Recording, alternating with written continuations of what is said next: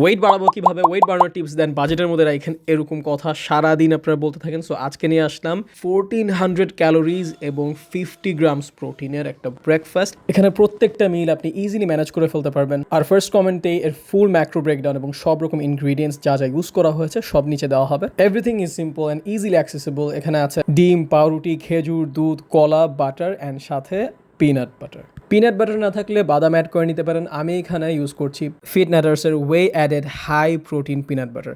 এখানে অনেক ফ্লেভারের পিনাট বাটার পেয়ে যাবেন। এর 100 গ্রামস পিনাট বাটারে 30 গ্রামস প্রোটিন আছে। তাছাড়া সুগার চয়েস হিসেবে স্টিভিয়া, জ্যাগারি, আনসুইটেন সব রকম জিনিস পেয়ে যাবেন। এখানে আমি 2 টেবিল স্পুন ইউজ করছি এবং 2 টেবিল স্পুনে প্রায় 9-10 গ্রামের মতো প্রোটিন পেয়ে যাবেন। এরপর নিব আমরা 5টা খেজুর, এর মধ্যে আমরা বাটার অ্যাড করে নিব। এটা হচ্ছে আমাদের প্রফেট সাল্লাল্লাহু আলাইহি সাল্লামের ফেভারিট ফুড। দেন আমাদের বাসা থেকে সবার পরিচিত দুধের পাতিল নিয়ে নিব। এখানে দিব একটা বিগ সাইজের সাগর কলা এবং একটা খেজুর এবং আরও 1 টেবিল স্পুন ফিটনাটার্সের high protein peanut butter. Then এগুলো ব্লেন্ডার দিয়ে ভালো করে শেক বানিয়ে নেব। অ্যান্ড বাই দ্য ওয়ে, এইটাই কিন্তু আমাদের স্টার অফ দ্য শো। এখানে আমাদের অনেক ক্যালোরি বুস্ট হবে। সিরিয়াসলি যারা ওয়েট বাড়াতে চায় তাদের খালি প্রোটিনে ফোকাস করলে হবে না, তাদের ওভারঅল ক্যালোরি ইনটেকে ফোকাস করতে হবে। হাই প্রোটিনের পাশাপাশি হাই কার্বোহাইড্রেট ইনটেক লাগবে এবং significant amount of healthy fats ইনটেকও লাগবে। আর এখানে যে শেক বানিয়ে খেতে হবে এটা ম্যান্ডেটরি না। আপনারা চাইলে দুধ, কলা, খেজুর আলাদা আলাদা করে খেয়ে নিতে পারেন। ওয়েট গেইন যারা করতে চায় তারা মোস্টলি স্মল ইটার্স হয়।